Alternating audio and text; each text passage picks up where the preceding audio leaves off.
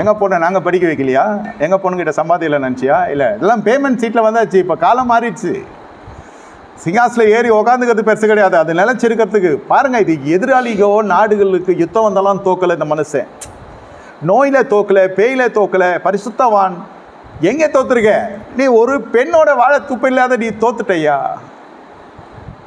அவன் வரவே இல்லை. நீ என்னென்ன பண்ணிக்க? நான் வரல. ஏய் ராஜா கூஜா போயா, ஆனா வரமாட்டேன். சரி, அவ்வளோதான் கரெக்ட் பண்ண முடியல. ஆத்தாலையாவது ஃபோன் பண்ணி சொல்லியிருக்கலாம்ல, வசதியை கொஞ்சம் அனுப்பி வைன்னு. அங்கேயே உடச்சாச்சு ஃபஸ்ட்டு. சார் ராஜா 175 படுக்கிறப்பவும் அப்படி தான் நினச்சி காலாட்டி படுத்திருப்பார். 175 நாடுகள் இருக்குது. நான் சொன்னேன்னா எல்லோரும் வருவாங்க, மறுமநாட்டிகள் வருவாங்க, எல்லாம் வருவா. பொண்டாட்டி வரமாட்டாயா? வஸ்தி மைண்ட் வாய்ஸ். உன்னை நான் பார்க்குறேன். எம்பூட்டு பேரை கூப்பிட்றேன், அம்பூட்டு பேர் எதுக்கு உன்னை வைக்க?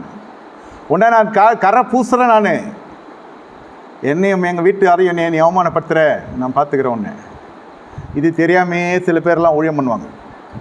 வீட்டில் என்ன நடக்குதுன்னு தெரியாமே ஊழியத்துக்கு. இது போய் குடும்ப சமாதானத்தை பேசும். இது போய் எல்லா விஷயம் பண்ணுறதெல்லாம் பார்த்தா, வீட்டில் நடக்கிறத பார்த்தா இவங்களே ரொம்ப அசிங்கமாக இருக்கும். இந்த பார்டரும் தெரிஞ்சவன், அந்த விஷயமும் தெரிஞ்சவன் பார்த்தானா அவன் பைத்தியமாகவே ஆகிடுவான். லூசாடா நீ.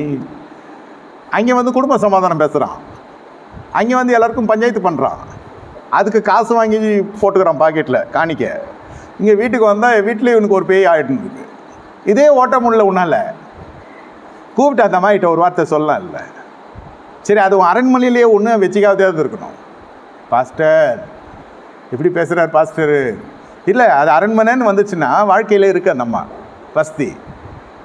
இந்த மாதிரிலாம் பண்ணலான்னு இருக்கிறோம், என்ன சொல்கிற, செய்யலாமா? அவங்க எல்லாம் வரப்போ நீ இந்த மாதிரி ட்ரெஸ் பண்ணு, நான் கூப்பிடுவேன், நீ வரணும் அப்படிலாம் சொல்லக்கூடாது. நான் எப்படின்னா நீ வந்து நிற்கணும் அப்படிலாம் சொன்னால் அவ்வளோதான். அது எனக்கு தலைவலிக்குதுன்னு படுத்துடும். அப்போது நீ வந்தீங்கன்னா அந்த 175 ராஜாக்களுக்கும் என்ன மாதிரி ஒரு கிருபை கர்த்தர் கொடுக்கல என்ன அப்படின்னு கேட்கும் அந்த அம்மா. அது அப்புறம் சொல்கிறேன், அது அப்புறம் சொல்கிறேன்னா அது பின்னாடியே வரும், சொல்லுன்னு. இல்லை, யாருக்கும் அந்த மாதிரி அழகான பொண்டாட்டி இல்லை அப்படின்னா அது அப்படியே முகம்லாம் பிரகாசமாகவும் எவ்வளோ விஷயம்லாம் இருக்குது. ஒரே ஒரு பெண் அது சட்டை பண்ணுறதே கிடையாது. அதான் பார்த்துச்சு. அது தான் பவரை காட்டுறேன். நீ தான் விருது பண்ணுவியா? ஏன் நாங்கள் பண்ண மாட்டோமா அப்படின்ட்டு 9வது வருஷத்தில் அது தனியாக ஒரு விருந்து பண்ணுது.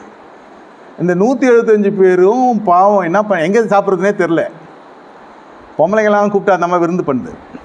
அப்போ அத்தனை நாட்டு 175 பேர் ராஜாக்களுக்கும் பேதி ஆகிற மாதிரி ஆயிடுச்சு.